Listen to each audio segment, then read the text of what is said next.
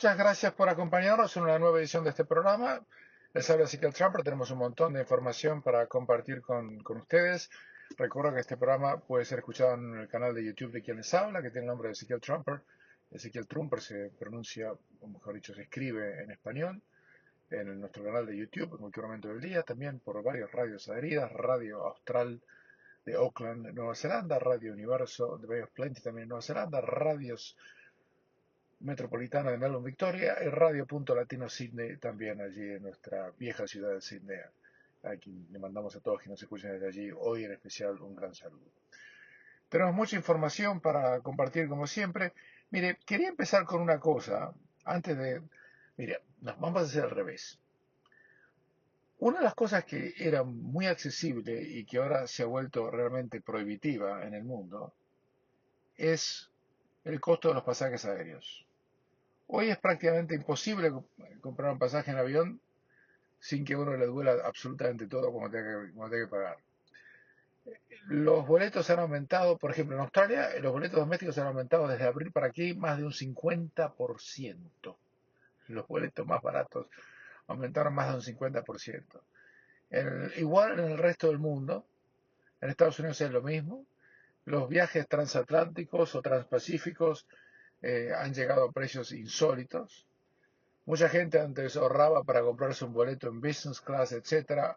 Ahora un boleto en business class cuesta casi lo mismo que un auto prácticamente. No estoy exagerando. Un auto barato, por supuesto, pero entre 10, 14 mil dólares. Viajar a Sudamérica, que antes uno podía viajar por 1.000, 2.000 y pico de dólares, ya no más, cuesta por lo menos el doble y en económica. Y esto no va a variar en los próximos semanas o meses. Y usted se preguntará por qué. Pues todo el mundo dice que subieron, pero nadie le explica por qué. No es el precio del petróleo. No. El precio del petróleo subió muchas veces antes y esto no ha pasado. No es por ahí. Todo esto son derivaciones del pésimo manejo que se hizo de la pandemia, del famoso COVID. Cuando viene el COVID, las líneas aéreas prácticamente quedan en desuso. Los aviones quedan aparcados en el medio del desierto australiano, en el medio del desierto de Nevada, donde pueden encontrar un lugar poner un avión. La gente que trabajaba para las aerolíneas tuvo que ser congelada, despedida o peor. Los pilotos dejaron de volar por años, por 2 años, un año y medio, los pilotos no volaban. Y lo que pasa es que cuando cerrar una aerolínea es fácil, reabrirla es mucho más complicado. Porque uno no puede decirle al piloto: vení, campeón. Si no volás, ¿hace cuánto no volás? Un año y medio. Bueno, no importa, agarrar este Airbus 380 y ponerlo arriba y después aterrizarlo. No, se necesita un montón de entrenamiento, recapacitación. Los aeropuertos estaban, prácticamente eran museos, elefantes blancos. No se le podía decir a la gente: bueno, vení de vuelta a recoger maletas, porque la gente decía: no, yo ya conseguí tu trabajo. Y el que venía a recoger maletas tenía que pasar por un montón de medidas de seguridad, reentrenamiento. Y lo mismo con las azafatas, con comisario de a bordo, con todo lo que implica manejar una aerolínea. ¿Y qué fue lo que eso llevó?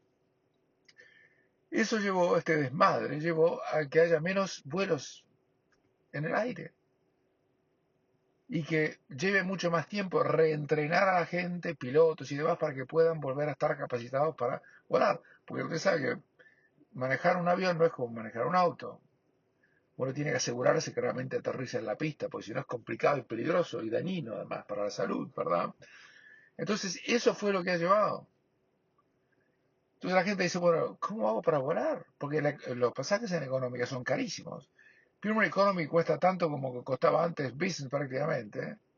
Y Business es para los multimillonarios. Pasajes que antes costaban 3.500 dólares o valen 10.000, 12.000 o más. Entonces, eso ha llevado realmente a que la gente hoy en día tenga que pensarlo muchas veces antes de poder viajar. Por eso les digo que piensen mucho antes de entrar en esto otra vez, porque realmente va a pasar bastante a que esto se normalice. Dicen que para el 2023 se va a normalizar. Y esto al mismo tiempo ha ocurrido cuando hubo una tremenda demanda por pasajes aéreos, porque la gente, especialmente los quienes vivían en Australia y Nueva Zelanda, especialmente en Australia, estaban parados, no podían salir del país, estaban desesperados, querían irse, no daban más de vivir en la isla prisión en que Australia se había convertido.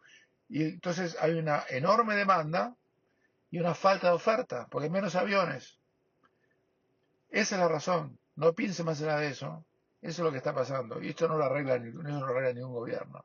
Hicieron un desmadre y aquí estamos. Lo mismo pasó con el tema de las tasas de interés, que ahora han tenido que subir. Subieron el martes pasado en Australia 0.5%, Estados Unidos van a subir la semana que viene otra vez más. Regalaron tanta plata por el tema del COVID, se creó una inflación desmedida, que fue uno de los factores, no es el único. Y ahora, claro, las cosas subieron porque había demasiada plata de circulación, la gente no tenía nada que hacer, gastaba, mucha oferta, mucha demanda por muchos bienes y servicios y no suficiente oferta. ¿Y qué hizo que eso ocurriera? Que subiera todo. Al mismo tiempo que sube todo eso, hay otro problema, el problema del costo de la electricidad. Mire, yo no soy amante, en el sentido metafórico de la palabra, de las declaraciones de Pauline Hanson, que ha dicho muchas barbaridades en su vida, especialmente lo que tiene que ver con el tema de vacunas y de antivacuna y demás. Pero uno no tiene que ser dogmático en la vida y tiene que adaptarse y aceptar y tomar las cosas por mérito propio. Ella acaba de sacar una declaración el día de ayer, por el cual dice que la legislación de cambio climático va a ser un desastre para Australia. Se las voy a leer, porque creo que algunos párrafos valen la pena. Y dijo que la ley de cambio climático, impulsada por el Partido Laborista y el Partido Verde, dice que es un desastre legalizado que va a reducir el nivel de vida de los australianos y que se convertirá comparablemente con países del tercer mundo.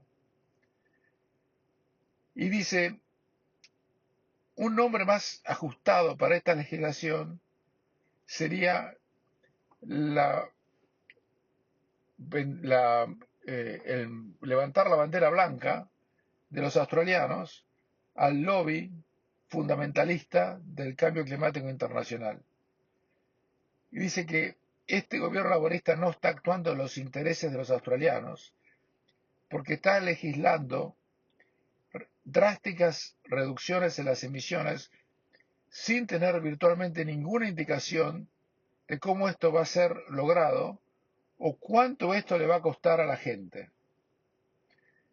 Y dice, esto es palabras textuales, no mías, vendiendo esta estupidez, palabras textuales, insolence stupidity, dijo ella, los laboristas, los verdes y los TILs y los miembros del Partido Liberal de izquierda le prometen a la gente una generación de empleo en industrias que no existen y reducción en las emisiones de tecnologías que directamente tampoco existen.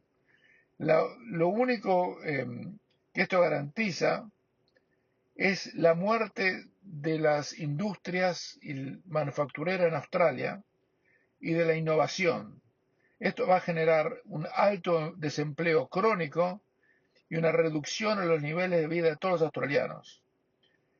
Y lo que va a hacer que se agrave el costo de vida que ya existe y que parezca que los precios actuales sean casi una caminata por el parque comparado con lo que se viene. Y si no me creen, dice Pauline Hanson, pregúntenle simplemente a los europeos. Además, dice ella, esto no va a hacer ninguna diferencia, absolutamente ninguna, en las emisiones globales contaminantes, considerando que las emisiones de China hoy en día son unas 12.000 millones de toneladas por año, que es 25 veces más lo que Australia contamina. Y está proyectado que China va a agregar otros 2.000 millones de toneladas en los próximos 10 años. Esto significa que billones de dólares o miles de millones de dólares de subsidios de los contribuyentes para fuentes de energía eólica y paneles solares que se han hecho en los últimos 2 años, en las últimas 2 décadas, solamente han resultado en un aumento impresionante en el costo de energía en muchos lugares que ha superado hasta el 300%. ¿Cómo esto puede haber ocurrido y cómo esto puede ser en los mejores intereses de los australianos, especialmente dado que las emisiones globales, mientras nosotros hemos gastado este dinero, no han bajado? Al final del día, dice, todos estos costos adicionales van a tener que ser financiados por los contribuyentes y por los consumidores, que todavía al día de la fecha están teniendo que tener que padecer de enormes aumentos en el costo de vida y además en el aumento de las tasas de interés.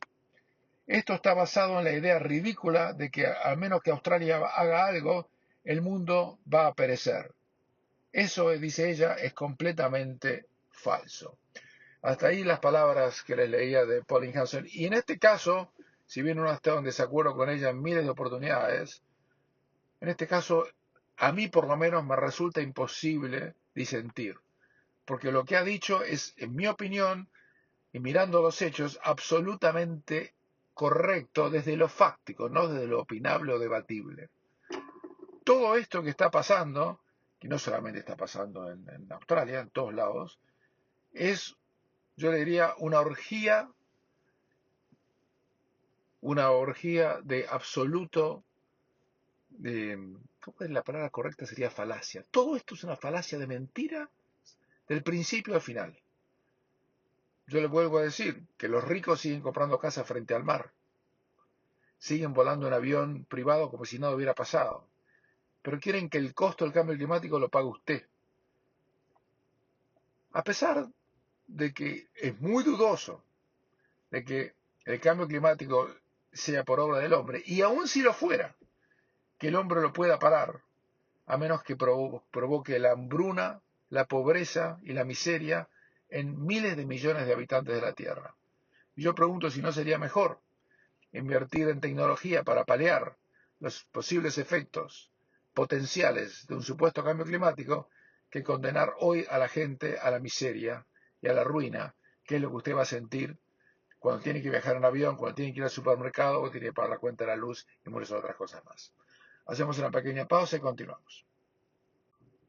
Mientras tanto continúa la guerra en Ucrania, pero se están viendo de alguna manera algunos indicios de que esto puede estar llegando, por lo menos del lado ruso, a un final. Primero, el precio del petróleo ha bajado, el precio del crudo ha bajado 84 horas, el precio más bajo, llegó a 110, 120, desde que empezó la guerra el 24 de febrero pasado. Eso es un indicio, aunque le parezca mentira, muy importante. Y segundo, Putin ahora propuso en un discurso que hizo ayer realizar el próximo día 4 de noviembre referéndum de anexión a Rusia en los territorios ucranianos que ya ocupó con su ejército. Está hablando de hacer referéndums en Donetsk, Lugansk y otras ciudades rusas, que él dice podrán por fin volver a su puerto de origen, y el mundo ruso, actualmente dividido por fronteras formales, recuperará su identidad. Esto lo dijo el secretario general del partido, y dijo que se propone como fecha, como le decía, el 4 de noviembre, cuando en Rusia se celebra el Día de la Unidad Nacional, en el que se conmemora la revuelta popular del siglo XVII, que resultó en la expulsión de las fuerzas de ocupación polacas de Moscú.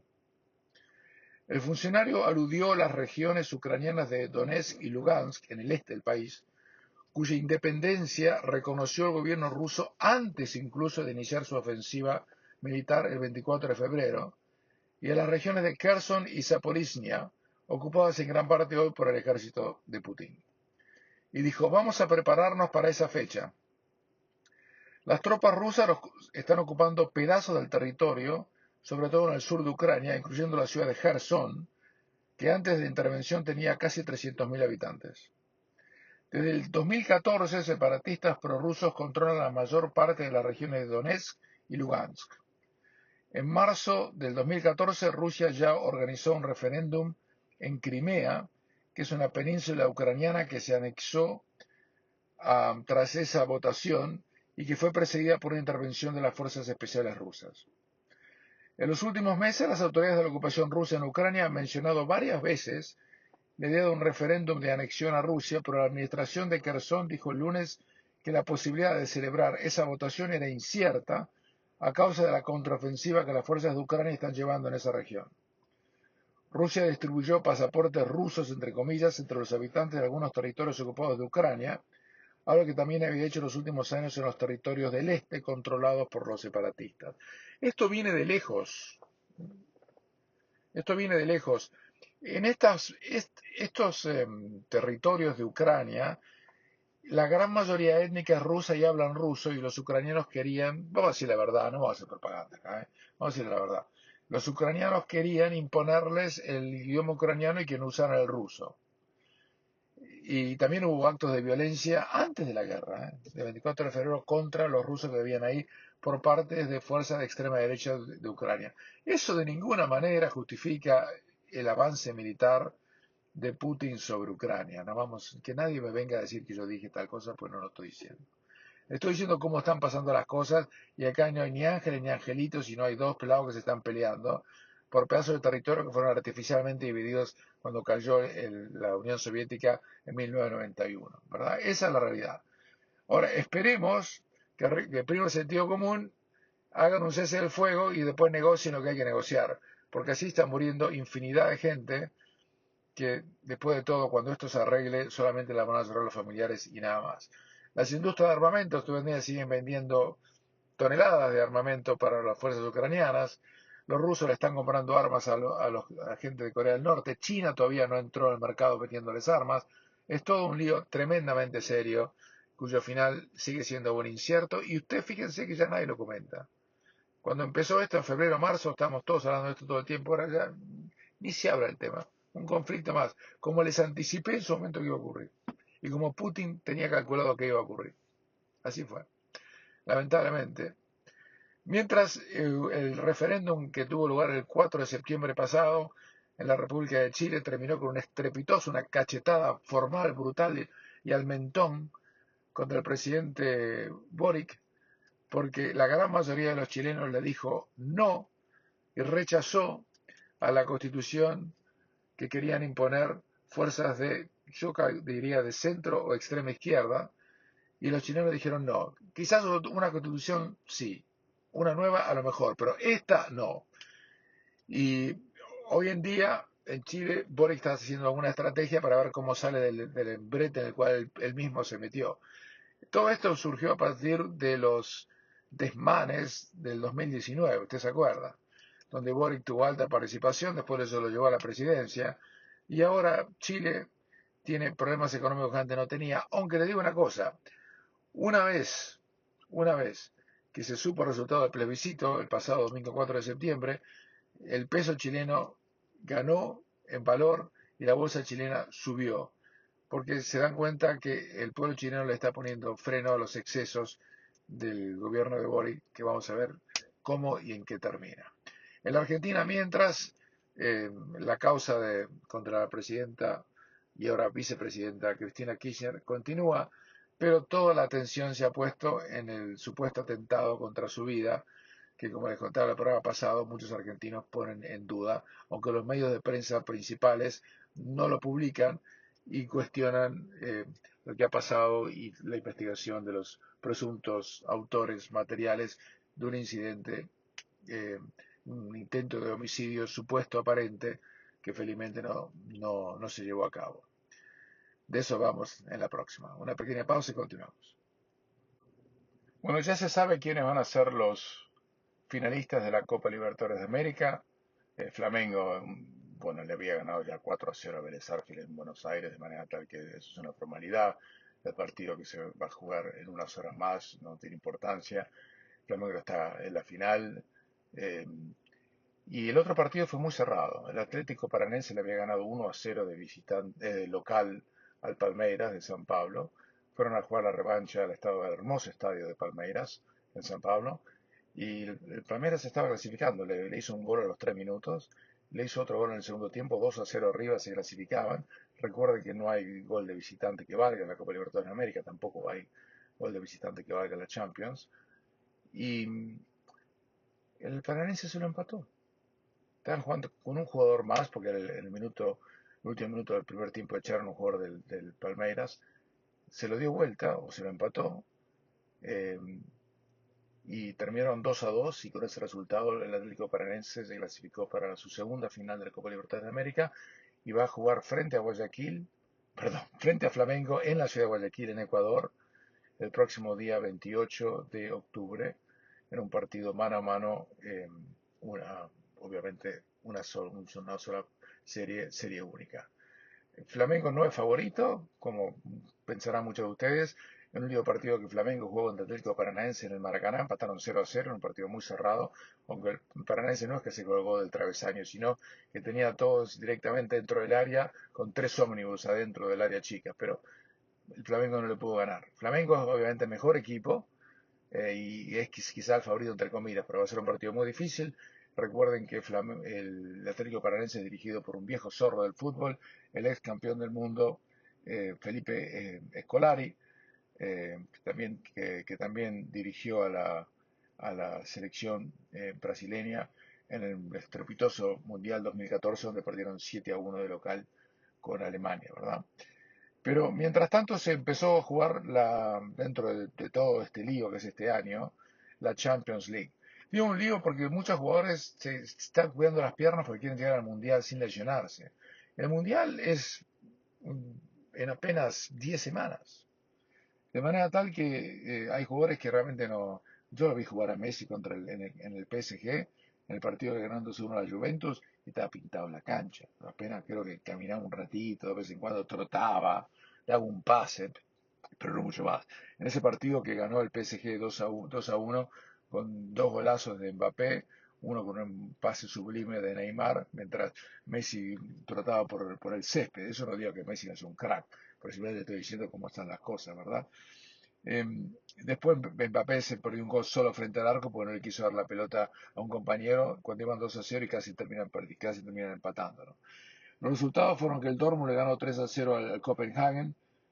En un resultado sorpresivo, el Chelsea perdió 1-0 contra el Dinamo Zagreb de Croacia, lo que motivó el despido del técnico Tuchel, que hace 1 año y 2 meses ganaba la Champions League para, para el Chelsea, y ahora lo echaron. Después de que el Chelsea perdió, recuerden que ya Abramovich no es más el dueño, porque le obligaron a vender el club por las sanciones a los rusos, los británicos. Compraron jugadores por 266 millones de dólares y ahora echaron al técnico. En fin, mejor no decir nada. El Benfica le ganó 2-0 a la cenicienta de ese grupo, que es Maccabi Haifa. El Sevilla, que venía a perder 3-0 de local contra el Barcelona, esta vez perdió 4-0 de local contra el Manchester City, le dieron un paseo de aquellos. El Milan y el Salzburgo empataron 1-1. El Real Madrid en un partido muy promocionado en Australia, porque el técnico del Celtic es el Mesías, ¿se acuerda de Ange Postecoglou? Que el Mesías de aquí, que el Mesías de allá, porque se comieron tres. 3-0 le hizo, y jugaron en Glasgow, le aclaro, ¿no? 3-0 le hizo el Real Madrid al Celtic, todos goles al segundo tiempo. Cuando estaban 0-0 se perdieron un gol del Celtic solo frente al arco, no se puede creer. El Leipzig perdió 1-0, perdón, 4-1 de local contra el Shakhtar Donetsk. Y reitero, ya le había dicho que el PSG le había ganado 2-1 al Juventus. El Ajax ya le ganó al Rangers, y el resto se lo cuento más adelante, porque es una Champions League que recién está empezando ahora, eh, y se va a jugar de una manera muy comprimida. Tiene que terminar a principios de noviembre, pues siempre terminaba a mediados de diciembre. Eso significa que van a jugar todos los equipos, como le decía el otro día, partidos cada 3 o 4 días, ¿verdad? En la Copa Libertadores de América no vio alterado su calendario para el Mundial, porque se juega de febrero a marzo a fin de año. La final siempre se hace en noviembre, esta vez se va a hacer en octubre, pero es prácticamente lo mismo. Les habló Sical Trump, será hasta la próxima.